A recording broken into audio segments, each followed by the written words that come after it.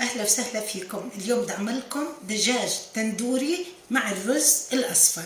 عندي دجاجتين، عندي ربع كوب ليمون، عندي ثوم وزنجبيل، وعندي لبن نص كوب، وعندي صبغة حمراء نقطة.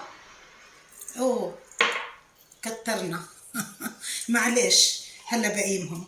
وعندي بهارات مشكلة: كمون وكزبرة وكركم وفلفل أسود ورشة زعفران وملح وبهارات قالا مسالة. أهم إشي معلقة كبيرة. كله بحطه وبخلط جميع المكونات وبرجع زيت زيتون. وهلا بدي اتركها ساعة منقوعة وادخلها الفرن على درجة حرارة 200، تاخد ساعة ونص. هلا بدي اعمل الرز. حطيت زيت وزبدة، ولما تتقلب البصلة بدي احط معجون الثوم والزنجبيل. وهلا الثوم والزنجبيل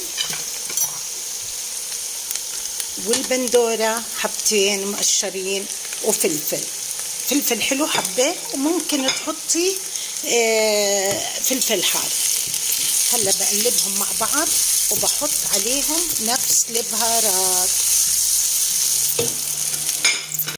وهلا بعد ما الخلطة استوت وضعت الرز. وهلا بعد ما تقلب الرز، كل كاسة رز كوبين إلا ربع مي رز بسمتي. شوفوا ما شاء الله حبة الرز، شايفين؟ وهيك استوى وخلصنا دجاج تندوري مع الرز الأصفر.